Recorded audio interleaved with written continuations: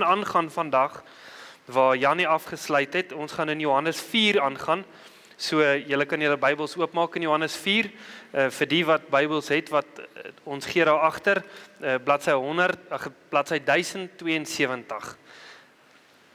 So, ons gaan vandag 'n bietjie kyk na die storie waar Jesus sit by die put van Jakob, waar hy te doen het met die Samaritaanse vrou, en ons gaan 'n bietjie leer oor die Samaritane, waar kom hulle vandaan, wie is hulle, en ons gaan ook kyk na hoe die Here se plan uitspeel vir alle mense, die plan wat die Here het om sy seun te gestuur het.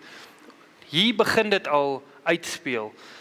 Maar voordat ons daartoe gaan, soos wat ek besig is om voor te berei, besef ek, in hierdie 4 hoofstukke wat ons nou al behandel het, het Jesus al 2 keer op en af beweeg tussen Galilea en Jerusalem. So, dis so enigiets tussen 100 en 150 kilos wat hy een rigting moet beweeg. En hy het dit al 2 keer gedoen. So hy is so 400 kilos al in die 4 hoofstukke wat hy aflê. Nou, toe ek dit besef, toe dink ek vir myself, as ek goed uit die bakkie uit moet laai, sal ek myself oorlaai om nie 2 keer te loop nie. Maar hierso is Jesus al 4 keer oor die 100 kilos wat hy gestap het. En ek besef, hulle konteks lyk heeltemal anderste as ons konteks. As ek by die huis gestop het en my vrou sê vir my, jy het melk vergeet, dan is ek nie lus om weer in die bakkie te klim en net gou melk te gaan haal nie. Maar hulle is besig om te stap. Oralste waar hulle gaan, het hulle gestap. Maar ek dink dit was 'n groot voorreg vir die disippels om saam met Jesus so tyd te kon spandeer. Want daar was nie veel om te doen, behalwe om te gesels en te leer by hom en tyd saam met hom te spandeer nie. So, onthou daai net in gedagte, soos wat ons hier deur lees. So, ek gaan vir ons lees uit Johannes 4, vers 1 tot 42. Julle is welkom om saam met my te volg. Toe die Here dan verneem dat die Fariseërs gehoor het dat Jesus meer disippels maak en doop as Johannes, alhoewel Jesus self nie gedoop het nie, maar sy disippels, het hy Judea verlaat en weer na Galilea gegaan. En hy moes deur Samaria gaan. Hy kom toe by 'n stad van Samaria wat Sigar genoem word, naby die stuk grond wat Jakob aan sy seun Josef gegee het. En die fontein van Jakob was daar. Jesus het toe, omdat hy moeg was van die reis, sommer by die fontein gaan sit. Dit was omtrent die 6de uur. Daar kom 'n vrou uit Samaria om water te skep. Jesus sê vir haar, geef my water om te drink, want sy disippels het na die stad gegaan om voedsel te koop. En die Samaritaanse vrou sê vir hom, hoe is dit dat u wat 'n Jood is, van my vra om te drink terwyl ek 'n Samaritaanse vrou is? Want die Jode het geen gemeenskap met die Samaritane nie. Jesus antwoord en sê vir haar, as jy die gawe van God geken het en geweet het wie hy is, wat vir jou sê, gee vir my water en om te drink, sou jy hom gevra het en hy sou vir jou lewende water gegee het. Die vrou het sê vir hom, Here, u het nie eens 'n skepding nie, en die put is diep. Waarvandaan kry u dan die lewende water? U is tog nie groter as ons vader Jakob nie, wat die put aan ons gegee het en self daaruit gedrink het, en sy seuns en sy vee. Jesus antwoord en sê vir haar, elkeen wat van hierdie water drink, sal weer dors kry. Maar elkeen wat drink van die water wat ek hom sal gee, sal in ewigheid nooit dors kry nie. Maar die water wat ek hom sal gee, sal in hom word 'n fontein van lewende water wat opspring tot in die ewige lewe. Die vrou sê vir hom, Here, gee my daardie water, sodat ek nie dors kry en hier hoef te kom skep nie. Jesus sê vir haar, gaan roep jou man en kom hier. Die vrou antwoord en sê, ek het nie 'n man nie. Jesus sê vir haar, jy het reg gesê, ek het nie 'n man nie, want jy het 5 mans gehad, en die een wat jy nou het, is nie 'n man nie. Dit het jy met waarheid gesê. Die vrou sê vir hom, Here, ek sien dat u 'n profeet is. Ons vader het op hierdie berg aanbid, en julle sê dat die plek waar ons behoort te aanbid in Jerusalem is. Jesus sê vir haar, vrou, glo my, daar kom 'n uur wanneer julle nie op hierdie berg en ook nie in Jerusalem die Vader sal aanbid nie. Julle aanbid wat julle nie weet nie. Ons aanbid wat ons weet, want die saligheid is uit die Jode. Maar daar kom 'n uur en dit is nou wanneer die ware aanbidders die Vader in gees en waarheid sal aanbid, want die Vader soek ook mense wat hom sal aanbid. God is gees en die wat hom aanbid, moet in gees en waarheid aanbid. Die vrou sê vir hom, ek weet dat die Messias kom, hy wat Christus genoem word. Wanneer hy kom, sal hy ons alles verkondig. Ekskuus. Jesus sê vir haar, dit is ek wat met jou spreek. En op die oomblik het sy disippels gekom en hulle verwonder dat hy met 'n vrou in gesprek was. Toe het niemand gesê, wat verlang u nie, of waarom spreek u met haar? Die vrou het toe haar waterkan laat staan en na die stad gegaan en vir die mense gesê, kom kyk, 'n man wat my alles vertel het, wat ek gedoen het. Is hy nie miskien die Christus nie? Hulle het toe uit die stad gegaan en na hom gekom. En intussen het sy disippels by hom aangedring en gesê, Rabbi, eet. Maar hy sê vir hulle, ek het voedsel om te eet, waar julle nie van weet nie. Die disippels sê toe vir mekaar, het iemand dan vir hom ete gebring? Jesus sê vir hulle, my voedsel is om die wil te doen, wat my gestuur het en om sy werk te volbring. Sê julle nie, dit is nog 4 maande, dan kom die oes nie. Kyk, ek sê vir julle, slaan julle oë op en aanskou die lande, dat hulle al wit is vir die oes. En hy wat maai, ontvang loon en vergader vrug vir die ewige lewe, sodat die saaier en die maaier saam bly kan wees. Want hierin is die woord waar, dit is een wat saai en 'n ander wat maai. Ek het julle gestuur om te maai, maar waar julle nie aan gewerk het nie. Ander het gewerk en julle het in hulle arbeid ingegaan. En baie van die Samaritane uit daardie stad het in hom geglo oor die woord van die vrou wat getuig het. Hy het my alles vertel wat ek gedoen het. Toe die Samaritane dan by hom kom, het hulle by hom aangedring om by hulle te bly, en hy het daar 2 dae gebly. En baie meer het op grond van sy woord geglo, en aan die vrou gesê, ons glo nie meer op grond van wat jy gesê het nie, want ons het self gehoor, en ons weet dat hy waarlik die Christus, die saligmaker van die wêreld is. Here, baie dankie vir die woord. Here, ek bid vir elke persoon wat hier sal sit vandag, dat ons harte ontvanklik sal wees vir dit wat U wil sê vir ons vandag. Here, ek bid vir gedagtes, dat ons gedagtes gevangene sal neem, Here, dat ons nou ons fokus op U sal sit. Here, dat ons fokus nie sal wees op die toekoms, of wat hierna moet gebeur nie, of wat al in die week gebeur het nie, maar dat ons totaal teenwoordig sal wees, soos wat ons onder die woord sit. Here, ek bid vir ons harte, om nie verhard te wees nie. Here, ek bid werklik vir harte wat sag is, wat U mee kan werk. En Here, dat ons weg sal stap, en nie hoorders sal wees van die woord nie, maar daders, Here, dat ons oor sal gaan in aksie, soos wat U woord ons lei en verander. Ek loof en prys U groot en almagtige naam. Amen. So, hier in vers 1 sien ons dat Jesus sê, die gedeelte sê, dat Jesus het verneem dat die Fariseërs na hom toe wou kom, omdat hy meer mense gedoop het as Johannes die Doper. En hy sê hierso, hy het toe uit Judea uit verlaat en weer na Galilea gegaan, en hy moes deur Samaria gaan. So, laasweek het Jannie bedien oor Jesus wat in die tempel ingegaan het, en hy het die tempel gereinig. Hy het 'n bietjie amok gemaak in die tempel, en ek dink dit het baie aandag op hom gesit. Maar ons moet verstaan dat Jesus van sy eerste wonderwerk wat hy gedoen het, waar die water in wyn verander is, het hy vir sy ma gesê, my uur het nog nie gekom nie. So Jesus is heeltyd bewus van dit wat die Here wat God, die Vader wil hê hy moet doen. So alles wat hy doen, doen hy, want die Here sê vir hom om dit te doen. Hy is baie versigtig om nie iets te doen wat die Here nie vir hom sê om te doen nie. Hy is besig om profesie te vervul, hy is besig heeltyd om gehoorsaam te wees aan die Here.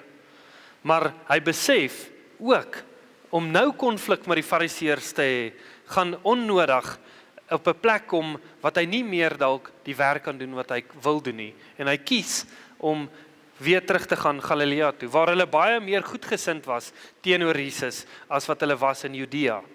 Maar die skrif sê hy moes deur Samaria gaan. Hoekom moes hy deur Samaria gaan? En ons gaan 'n bietjie kyk, wat is die rede hoekom hy deur Samaria moes gaan? Verder in vers 5 sê hy kom toe by 'n stad van Samaria wat Sychar genoem word, naby die stuk grond wat Jakob aan sy seun Josef gegee het. En die fontein van Jakob was daar. Jesus het toe, omdat hy moeg was van die reis, sommer by die fontein gaan sit. Dit was omtrent die 6de uur. So as julle nou na die kaart kyk wat Jakob vir ons daar opsit, dit is waar Jerusalem is, dit is waar Sychar is, en Nasaret is waar Jesus vandaan kom, dit is Galilea, daai hele area, die see van Galilea is net so 'n bietjie regs. Ek hoop julle kan dit mooi duidelik sien. So Jesus kies toe om reguit deur te stap. Nou geen Jood wat 'n Jood was, het deur Samaria gestap nie. En ons gaan bietjie sien hoekom het dit gebeur. Nou Jaco, jy kan na die ander kaart toe gaan. Daar's 3 roetes wat hulle gestap het. Soos wat julle kan sien, is daar 'n rooi roete, 'n groen roete en die kortste roete was deur Samaria gewees, 'n wit roete wat nou bietjie moeilik is om op die skerms te sien. En dis die roete wat Jesus gekies het om te stap. Meeste Jode het daai roete nie gestap nie. Daai was die kortste roete, maar dit was ook die gevaarlikste roete gewees. Dit was baie bergrig gewees, so dit was baie moontlik dat hulle geroof kon word in daai area. Maar die skrif sê hy moes daardeur gegaan het. En ons gaan bietjie daarna kyk. Nou interessant, hy sê hierso, dit was die 6de uur gewees. So die Jode se tyd het gewerk 6:00 die oggend, vir ons was die begin van die dag gewees. So die 6de uur is dan 12:00 die middag wat hy gaan wag het by hierdie put van Jakob. En in vers 7 staan daar kom 'n vrou uit Samaria om water te skep. Jesus sê vir haar, gee vir my water om te drink. Nou, julle wat weet hoe warm dit is, 12:00 wil nie buite wees nie. My ouers bly in Botswana en in die somer van 11:00 tot 2:00 gaan hulle nie uit nie. Jy werk in die workshop of jy doen iets onder dak of waar daar 'n waier is, want dit is net te warm om iets reg te kry. Maar die vrou skep water 12:00 die middag. Is sy besig om water te skep wanneer dit die warmste is. So ons kan aflei uit dit uit dat sy alleen water skep, en dit is ook iets wat nie normaal was nie, dat sy 10-1 uitgestoot is uit die samelewing wat sy in is. Sy is nie deel van die vrouens nie. Sy is 'n alleenloper. En ons het in die gedeelte gelees hoekom 10-1 is die rede. Maar ons begin hierso duidelik sien dat Jesus het 'n plan en 'n doel en hy wil dit uitvoer. Hy moes deur Samaria gegaan het. En ons sien hierso, wag hy by die put. Sy disippels gaan aan. Maar die skrif sê ook dat hy moeg was.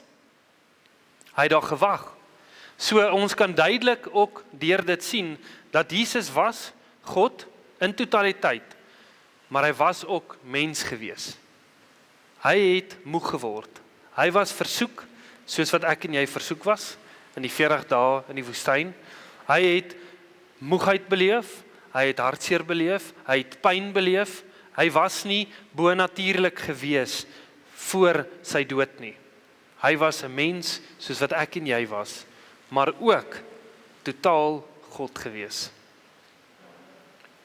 Nou, ek wil net vir julle 'n bietjie meer agtergrond gee van wie die Samaritane was. Die Samaritane was 'n gemengde ras gewees. Okay, so wat gebeur het is die Assiriërs het die noordelike koninkryk van Israel ingevaar en hulle het die 10 stamme van Israel, die 10 noordelike stamme, het hulle in ballingskap geneem en hulle het hulle toe Assirië toe gevat. Want God het vir hulle gesê, vir die Israeliete gesê, as julle my nie gaan gehoorsaam nie, gaan dit gebeur. Nou, Juda en Benjamin was nie in ballingskap geneem daai tyd nie.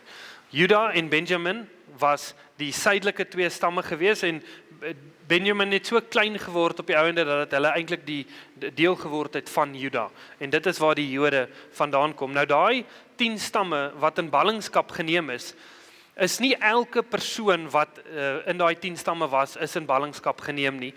Wat die meeste van die kere gebeur het, is die wat oorleef het hulle net die koninklike geslag gevat, of die mense met aansien, die wat hoog op was, wil ek maar sê, in die regering of in die samelewing sou hulle gevat het. Die leiers van die 10 stamme het hulle gevat. So baie van die Israeliete wat agtergebly het, was minder bevoorregtes, was mense wat nie aansien gehad het nie. Dit was net jou normale mense gewees wat agtergebly het.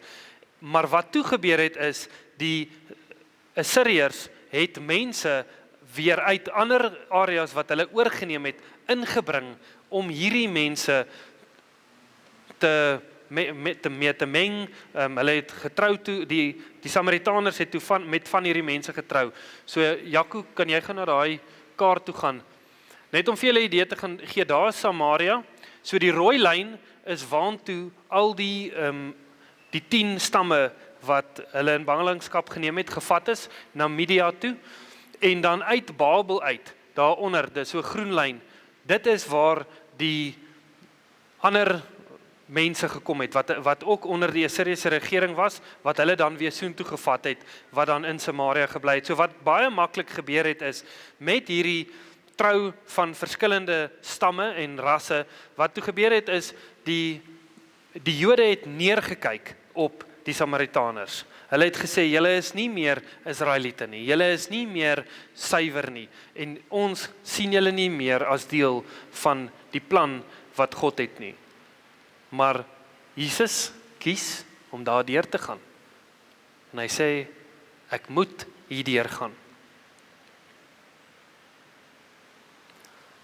Hy kies om met 'n Samaritaanse vrou te praat, wat ongehoord is. 'n Jood wat met 'n Samaritaanse vrou praat, dit word nie gehoor nie. Verder in vers 8 sê hy, want sy disippels het na die stad gegaan om voedsel te koop. En die Samaritaanse vrou sê vir hom, hoe is dit dat u wat 'n Jood is, vir my vra om te drink, terwyl ek 'n Samaritaanse vrou is? Want die Jode hou geen gemeenskap met die Samaritane nie. Die Jode wou niks te doen gehad het nie. 'n Jood wat sy sout werd is, as ek dit so kan sê, het eerder gekies om 'n langer pad te stap, as om hier deur te stap, waar die Samaritane is. Hulle wou niks met hulle te doen gehad het nie. Hulle het gekies om pad te ry, om nie enigiets te doen gehad te hê met hulle nie. Verder in vers 10 sê hy, Jesus antwoord en sê vir haar, as die gawe van God geken het, as jy die gawe van God geken het, en geweet het wie hy is wat vir jou sê, gee vir my water om te drink, sou jy hom gevra het, en hy sou vir jou lewende water gegee het. Die vrou sê vir hom, Here, u het nie eens 'n skepting nie, en die put is diep, waarvandaan kry u dan die lewende water? U is tog nie groter as ons vader Jakob nie, wat die put aan ons gegee het, en self daaruit gedrink het, en sy seuns en sy vee. So, hierso sê sy vir hom, ek weet wie het hierdie vir my gegee, ek weet waar ek vandaan kom. Hy sê, jy's dan nie groter as hy nie. En vir my en jou is dit baie maklik om te kan sê, wie was in ons voorgeslagte? Wie was jou oupa grootjie? Hoe ver gaan dit terug? En dis 'n baie interessante ding baie keer vir ons om te sê, hoe ver kan ek my bloedlyn terugvat? My stamboom, wat ook al jy dit nou noem, hoe ver kan ek dit terugvat? En dit is interessant vir ons om dit te sien. En sy sê, ek weet wie ek is. Hoe is jy groter as hierdie Jakob, wat dit vir ons gedoen het? En ek besef, hierso sit Jesus, die een wat God is, wat mens geword het, sit by haar, en sy weet nie wie hy is nie. Weet ons werklik wie Jesus is? herken ons sy stem wanneer hy met ons praat. Ek is herinner aan Samuel, Eli, Samuel, wat geslaap het. En hy het die stem van die Here gehoor en hy het opgestaan en hy het na Eli toe gegaan. Hy sê, roep jy my? En teen die derde keer te sê Eli vir hom, as jy dit weer hoor, sê, Here, die dienskneg is hier, jy kan praat. Hy het nie die stem van die Here herken nie. Baie keer herken ons ook nie die stem van die Here nie. Hoekom herken ons nie die stem van die Here nie? Want ons het nie verhouding met hom nie. Hoe dieper ons in verhouding met die Here staan en stap, hoe makliker is dit dat ons sy stem kan hoor en ook gehoorsaam gaan wees teenoor die Here. Die vrou, soos ek en jy, baie maklik kyk in die fisies vas. As ons 'n uitdaging het, of as ons iets beleef, kyk ons in die fisiese probleem vas. Sy sê vir hom, hoe gaan jy het nie eers 'n skepting nie, jy het niks nie, waar gaan jy hierdie lewende water kry? Sy is so vasgevang in die fisies, dat sy nie die geestelike impak verstaan wat hy met haar besig is om te deel nie.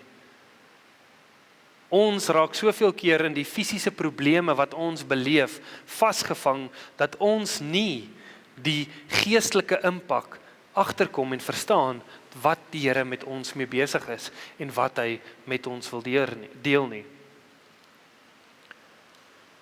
Ons kyk baie keer vas in waar ons is en ons sien nie hoop nie. Ons kyk om na ons omstandighede en sê, Here, hoe gaan ek hier uitkom?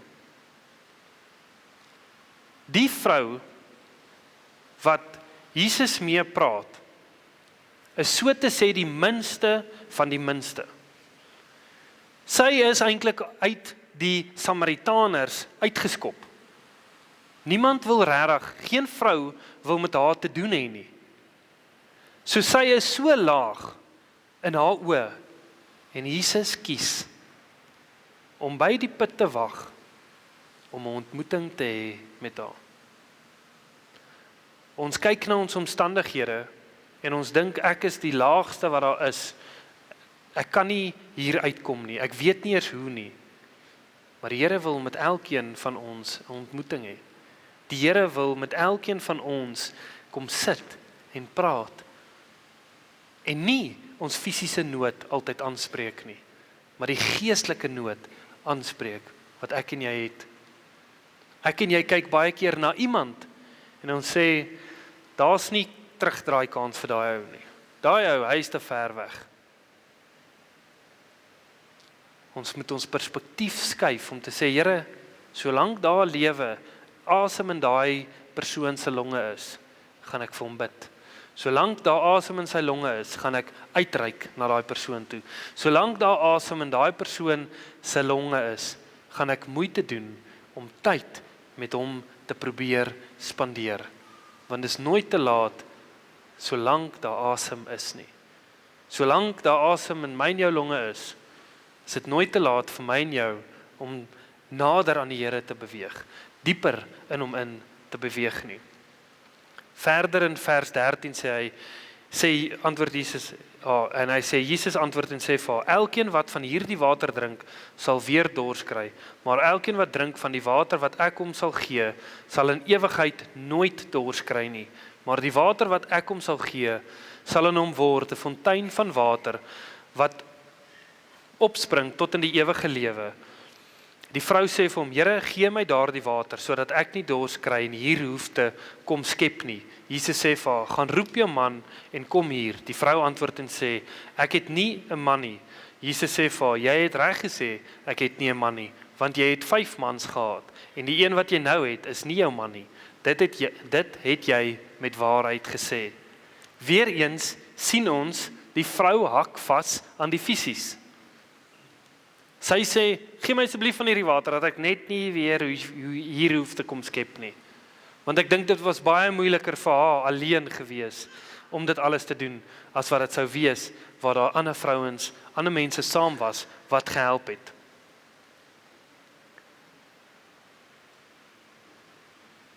Wat ek besef in hierdie gedeelte is, Ons, elkeen, het 'n God-shaped hole. Elkeen van ons het 'n plek in ons wat net die Here kan vul. Net die Here moet daai plek vul. Maar die uitdaging is, ons wil nie altyd die Here innooi in daai area nie. Ons wil nie die Here innooi in daai plek wat net gemaak is vir hom nie, want met die Here kom daar verantwoordelikheid en 'n standaard van lewe wat net hy vir ons bring. En ons wil nie altyd submit onder sy autoriteit nie. Ons wil ons eie God wees en ons eie rigting en plan invaar. Maar elke keer gaan ek jou waarborg, gaan dit misluk. Ek waarborg jou dit. As jy nie gaan toelaat dat die Here Heer word van jou lewe en jy onder sy autoriteit staan nie, gaan jou planne elke keer misluk. Want jy sit iets in die plek van waar die Here wil hê hy moet wees. Blaai saam met my na Jeremia 2 vers 13. Jeremia 2 vers 13.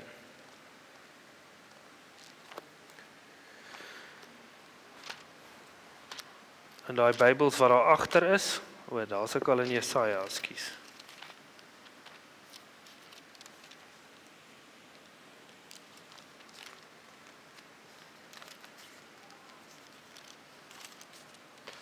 Vers 13, soos bladsy 757. Want my volk het 2 verkeerde dinge gedoen. My, die fontein van lewende water, het hulle verlaat, om vir hulle reënbakke uit te kap, gebarste reënbakke wat geen water hou nie. Ekskuus. Hierso sien ons is 'n probleem wat nog altyd aangaan met die mensdom, van die sondeval af. Ons probeer uit ons eie krag en uit ons eie mag dinge doen, en ons verlaat die lewende water. En ek sê, ek wil vir my iets bou, om water te hou, om iets vir my te gee, en ek wil nie op die Here staat maak nie. God wil nie hê dat enige iets in die plek moet staan wat hy het nie. Die Here wil die enigste ene wees wat die plek inneem wat hy in ons gesit het, waar hy moet wees. Ek en jy moet versigtig wees om ons vrou, of ons kinders, of ons werk, enige iets wat jy in die plek van die Here sit, gaan die Here wegvat, want hy wil daar wees. Wat is dit waantoe jy hardloop om daai plek te vul? Wat is dit waantoe jy hardloop om die plek te vul wat die Here in moet neem? Want dit is 'n aanhoudende pad wat ons stap. Sodra jy die Here Heer van jou lewe gemaak het, moet jy moeite doen, tyd uitkoop om hom Heer te hou, om hom in die posisie te hou wat hy gekies het om te wees. Jy kan hom nie tweede sit nie. Jy kan hom nie derde sit nie. Hy moet eerste wees in jou lewe. Ons moet nie op 'n plek kom wat ons hom wil vervang met enigiets anderste nie. Ek is baie dankbaar vir my vrou, en my vrou het geen foute nie. Sy is perfek. Die Here het haar baie wonderlik geskape. Maar ek kan nie vir haar lewe nie. My lewe kan nie om my vrou en my kinders draai nie. My lewe moet primêrlik vir die Here wees. Want dan gaan ek die beste man wees wat my vrou nodig het, die beste pa wat my kinders nodig het. As die Here eerste is, kan ek die gemeente lei soos wat die Here wil hê hy gelei moet word. As die gemeente die plek inneem van God, is dit ook nie reg nie. Die Here moet in elke aspek van ons lewe eerste bly. Verder in vers 19 sê hy vir haar, die vrou sê vir hom, Here, ek sien dat u 'n profeet is. Ons vaders het op hierdie berg aanbid en julle sal sê dat die plek waar ons behoort te aanbid in Jerusalem is. Jesus sê vir haar, vrou, glo my, daar kom 'n uur wanneer julle nie op hierdie berg en ook nie in Jerusalem die Vader sal aanbid nie. Julle aanbid wat julle nie weet nie. Ons aanbid wat ons weet, want die saligheid is uit die Jode. Maar daar kom 'n uur en dit is nou wanneer die ware aanbidders die Vader in gees en waarheid sal aanbid, want die Vader soek ook mense wat hom so aanbid. God is gees en die wat hom aanbid moet in gees en waarheid aanbid. Hierso sien ons dat sy iets in Jesus sien. Sy sê, Here, u is anderste. Ek sien jy's 'n profeet. Jy praat oor goeders wat niemand van weet nie. Maar Jesus deel met haar die waarheid oor hierdie onder ons hier tussen die Jode en die Samaritane, waar moet ons aanbid? Hy sê vir haar, die saligheid kom uit die Jode uit. Hy deel met haar die waarheid en hy sê vir haar, dit kom uit die Jode uit. Ek en jy is baie keer so bang om waarheid te deel met iemand, want ons dink dit gaan iemand offend of dit gaan iemand seermaak. Maar as jy gebid het en die Here gevra het, Here, moet ek hierdie met daai persoon deel? En jy vind nog steeds vrede in jou hart om dit te doen, deel dit. Maar deel dit in liefde. Dit is nie altyd die boodskap wat seermaak nie, dis hoe ons dit oordra wat seermaak. Ons moet in liefde die waarheid deel. Maar ons moet nooit wegskram om die waarheid te deel nie.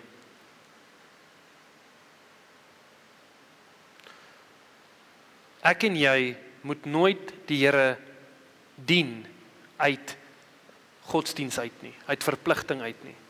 Want dit is wat hier gebeur het. Hulle het die Here gedien uit 'n plek van godsdiens uit. Maar hy wil dit nie hê nie. Hy het dit nie van die Samaritane gesoek nie, hy het dit nie van die Jode gesoek nie en hy soek dit ook nie van ons nie. Die Here wil 'n plek, wil hê ons moet hom in gees en in waarheid aanbid. En dit gaan nie oor 'n plek nie. Dit gaan oor ons harte. Hy sê vir in vers 25, die vrou sy vir hom, die vrou sê vir hom, ek weet dat die Messias kom. Hy wat Christus genoem word, wanneer hy kom, sal hy ons alles verkondig. En Jesus sê vir haar, dit is ek wat met jou spreek. Hierso sê hy vir haar presies wie hy is. Wat ek hier gesien het is, die vrou verstaan die skrifte. Sy sê waar die Messias vandaan gaan kom. Maar nog steeds het sy in sonde gelewe. So wat ek in hierdie gedeelte agterkom is, godsdiens verander nie ons harte nie. Godsdiens gaan kop toe. Dit raak ons intellek aan. Ons raak slim. Maar sonder 'n ontmoeting met die Here wat werklik ons harttoestand verander, bly dit 'n dooie geloof. Dit bly vir my en jou moeite om die Here te dien. Ek en jy moet 'n ontmoeting hê met Jesus. Godsdiens gaan ons nie op 'n plek kry wat ons werklik verander nie. Dit gaan 'n stel reëls raak en nooit verhouding nie. Jesus koop tyd uit om by hierdie vrou te gaan sit en met haar die waarheid te deel. Wat ek besef is, ek en jy is niks meer as hierdie vrou sonder Jesus in ons lewens nie. Dis ons toestand. Godsdienstig en sondig. Sonder 'n ontmoeting met die Here. Ons kort 'n persoonlike ontmoeting met die Here. Sonder God is ek en jy leeg en ons lewens is 'n gejaag na iets wat sy plek moet vul. Ons moet nie na iets jaag nie, ons moet na iemand jaag. En dit is Jesus Christus. Verder in vers 27 sê hy, en op die oomblik het sy disippels gekom en hulle verwonder dat hy met 'n vrou in gesprek was. Tog het niemand gesê, wat verlang u nie, of waarom spreek jy met haar? Die vrou het toe haar waterkan laat staan en na die stad gegaan en vir die mense gesê, kom kyk 'n man wat my alles vertel het wat ek gedoen het. Is hy nie miskien die Christus nie? Hulle het toe uit die stad gegaan en na hom gekom. Wat vir my so mooi is, sy los haar kan. En dis vir my so mooi simboliek van Jeremia wat ons gelees het, waar ons as mense probeer om vir ons kanne te maak wat water gaan hou. En hierso los die vrou haar kan. Sy het gekom om water te skep en sy hardloop terug. Sy gaan terug stad toe en sy los haar kan net daarso. Hierdie vrou het totaal en al verander in daai persoonlike ontmoeting met Jesus. Sy het nie meer omgegee oor wat die mense van haar verlede dink nie. Toe sy daai ontmoeting het met die Here, het haar verlede nie meer vir haar saak gemaak nie. As daar iets is in jou lewe wat al gebeur het in die verlede, wat jy skaam oor is om te getuig of te deel, dan wil ek eintlik vir jou sê dat jy nog nie die Here toegelaat het om in daai area van jou lewe te werk nie. Want wat moet gebeur is, wat met die vrou gebeur het, sy het nie omgegee wie wat dink van haar nie. Sy was bereid om te getuig van die Here. Ek en jy moet ook so wees. Ek het 'n verlede. Elkeen van ons wat hierso sit, het 'n verlede. Maar as jy nie bereid is om te kan getuig oor daai verlede nie, dan het daai verlede nog gehou vas op jou en jy het nie oorwinning in daai area nie. Ek het 'n stelling wat ek hierso gemaak het. Jou verlede beïnvloed jou, maar bepaal nie jou toekoms nie. Sy daar op die bord, Jaco. Jou verlede beïnvloed jou, maar bepaal nie jou toekoms nie. Wat gebeur met ons verlede, is dat dit vorm ons tot 'n mate. Dit het 'n invloed, slegte dinge wat gebeur. Mense, jy deel iets met iemand en hulle gaan verdraai dit en hulle gaan versprei dit en jy sê ek gaan nooit weer iemand vertrou nie. Daar's soveel dinge, elkeen van ons kom uit 'n verlede uit. Maar ons moet by die Here kom en toelaat dat daai goeters afgegooi kan word. Dat ons kan sê, Here, ek wil dat my toekoms deur U beïnvloed word en nie deur my verlede wat ek deur gegaan het nie. Ek en jy het 'n keuse om vandag te maak en om te vra, is jy wie jy is as gevolg van jou verlede of is jy wie jy is ten spyte van jou verlede?